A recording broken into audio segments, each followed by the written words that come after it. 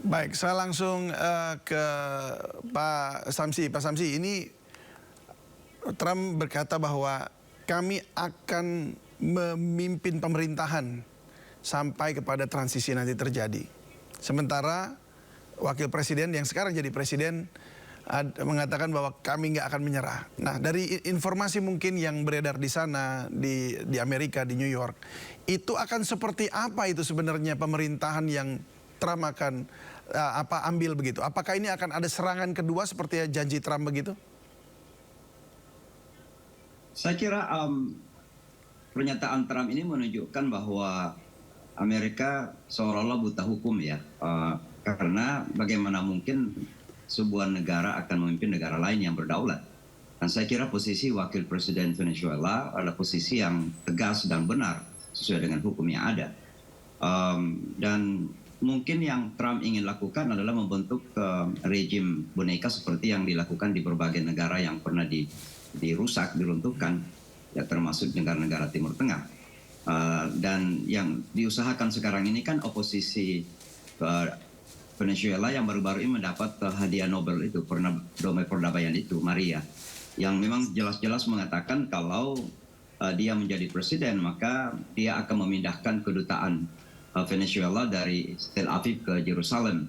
Dia akan membangun hubungan dengan Israel. Nah ini semua kan semakin membuka tabir bahwa betapa kekuatan Zionis dunia ini termasuk bergerak di dalam pengambil alihan Venezuela oleh Amerika Serikat ini. Karena nampaknya Israel ini kan semakin tersudutkan, maka dia mencari bagaimana cara agar bisa mendapatkan kembali dukungan. Termasuk di Somalia itu kan dia mendukung satu daerah namanya Somaliland untuk merdeka, sekedar untuk mendapatkan dukungan juga. Jadi di mana-mana Israel sudah diboikot, sudah tidak ada hubungan lagi, dan dia berusaha untuk mendapatkan hubungan yang baru. Dan diharapkan bahwa dengan pemerintahan baru Venezuela ini, Israel mendapat dukungan gitu.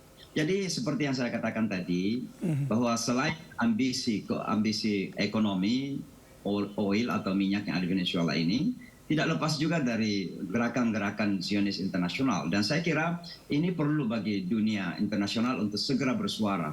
Kita mengharapkan Indonesia juga membuka suara. Malaysia sudah bersuara. Saya kira negara-negara di berbagai belahan dunia sudah banyak bersuara. Saya belum melihat bagaimana sebenarnya statement dari Presiden Indonesia dalam hal ini. Dan Indonesia sebagai negara besar seharusnya menyuarakan bahwa ini jelas-jelas tidak dibolehkan sesuai dengan konstitusi Indonesia menentang penjajahan dunia dan harus menjaga perdamaian dunia. Jadi saya kira apa yang dilakukan oleh Trump ini jelas-jelas adalah hutan rimba yang tidak akan bisa diterima oleh logika manapun. Baik, saya ke Prof. Ari. Prof, jadi bagaimana kalau menurut Anda, apakah memang sepakat juga dengan apa yang disampaikan oleh Pak Samsi bahwa ini sebenarnya ada rencana untuk menggantikan presiden di sana adalah presiden yang mendukung Israel? Saya menambahkan bahwa apa yang tadi disampaikan oleh Trump, bahasa plainnya adalah Amerika Serikat menjajah Venezuela. Ya, karena seperti Pak Ustadz Samsi sampaikan tadi, tidak mungkin negara lain itu menjalankan roda pemerintahan negara lain kecuali dia menjajah negara tersebut. Itu sudah jelas dinyatakan oleh Amerika Serikat ya, dengan kata lain ya, run the country itu artinya dia ingin menjajah Venezuela sampai dia kemudian membentuk ya pemerintahan boneka yang selalu akan menjadi pengikut aliansi Amerika Serikat, termasuk mungkin saja yang dapat dipastikan mendukung Israel juga di masa yang akan datang. Dan ini sangat berbahaya apabila kemudian ya rezim seperti ini dibiarkan untuk kemudian memperluas kekuasaannya dengan kekerasan ya di wilayah manapun. Ini baru terjadi di Amerika Selatan. Baik. Kita berbicara ke depannya kita tidak pernah tahu lagi. Oke, jadi jika Trump bisa menangkap Maduro atas dasar keterlibatan Presiden Maduro dalam peredaran narkoba ya tuduhannya, apakah bisa juga diberlakukan terhadap Perdana Menteri Netanyahu yang dinyatakan bersalah oleh ICC atas tuduhan kejahatan perang? Prof. Tidak mungkin, tidak mungkin. Dalam hal ini Amerika Serikat tidak akan pernah kemudian menginvestigasi atau mengatakan sesuatu yang jelek terhadap Israel. Baik, menurut Anda Pak Samsi ya, silakan. Ya, jadi ini kan hipokrisi, kemunafikan yang dipertontonkan sebenarnya.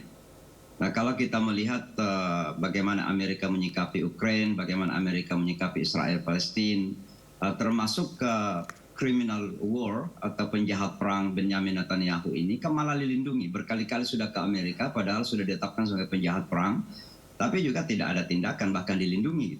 Makanya Zohran Mamdani ini berani mengatakan kalau Benjamin Netanyahu menginjakkan kaki di tanah kota New York dan ada celah hukum untuk memungkinkan itu, dia akan memerintahkan NYPD, Police Department New York, untuk menangkap dia.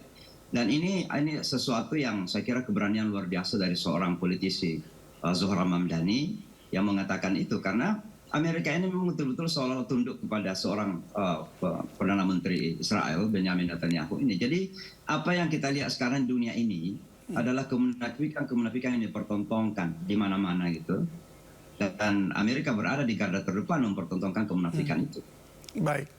Jadi kita paling tidak malam hari ini sudah sedikit ada kesimpulan ya dari perbincangan kita bahwa memang ini ada kaitannya juga dengan minyak, ada kaitannya dengan Israel, dan ini sudah pelanggaran demi pelanggaran terjadi dalam situasi saat ini antara Amerika Serikat dengan Venezuela, khususnya bicara soal melewati batas negara begitu ya. Ini melewati batas rasional juga, bahkan seorang Profesor Ari pun harus bingung bagaimana ini akhirnya hukum internasional harus dijalankan begitu. Baik, terima kasih kalau gitu Pak Samsi Ali, sehat selalu. Terima kasih sudah bergabung sama kami, dan juga Prof Ari terima kasih banyak juga sudah berbagi bersama kami, jadi kami mendapatkan pencerahan juga. Salam sehat selalu dan selamat malam. Pemirsa, China menyerukan Amerika Serikat untuk segera membebaskan Presiden Venezuela Nicolás Maduro. Seruan ini muncul setelah Amerika Serikat melancarkan operasi militer dan membawa Maduro ke wilayah Amerika Serikat. Pemerintah China menyatakan keprihatinan mendalam atas tindakan Amerika Serikat yang secara paksa menangkap Presiden Venezuela Nicolás Maduro dan istrinya. Menurut Kementerian Luar Negeri China, langkah tersebut merupakan pelanggaran serius terhadap hukum internasional dan prinsip kedaulatan rakyat.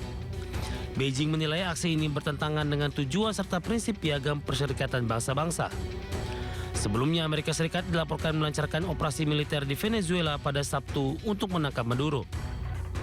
Presiden Venezuela itu kemudian dibawa ke Amerika untuk diadili atas dakwaan terorisme dan penyelundupan narkotika. Presiden Amerika Serikat Donald Trump juga mengancam akan mengambil alih pemerintahan Venezuela. Adapun China mendesak Amerika untuk menjamin keselamatan pribadi Maduro dan segera membebaskannya. Beijing juga meminta Washington menghentikan upaya penggulingan pemerintah Venezuela. China menekankan bahwa penyelesaian konflik harus dilakukan melalui dialog dan negosiasi, bukan intervensi militer.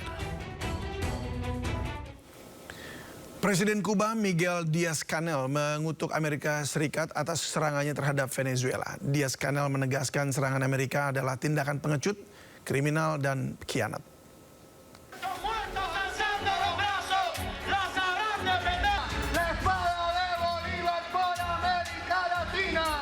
Presiden Kuba Miguel Diaz-Canel mengutuk Amerika Serikat atas serangannya terhadap Venezuela. Diaz-Canel berkumpul bersama warga Kuba dan menyampaikan dukungannya terhadap Nicolás Maduro dan Venezuela. Diaz-Canel menyebut bahwa penangkapan Maduro sebagai penculikan dan hal itu merupakan ancaman serius bagi Venezuela. Diaz-Canel menegaskan serangan Amerika Serikat adalah tindakan pengecut, kriminal, dan khianat.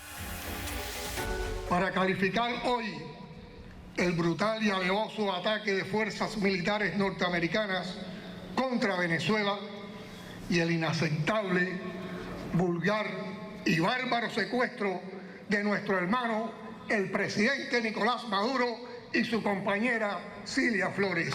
Solo puede llamarse cobarde, criminal y alevoso el ataque de madrugada a un pueblo pacífico y noble. Selain itu, Diaz-Canel juga menyerukan persatuan Amerika Latin di tengah ketegangan diplomatik yang terus berlanjut antara Kuba, Venezuela, dan Amerika Serikat.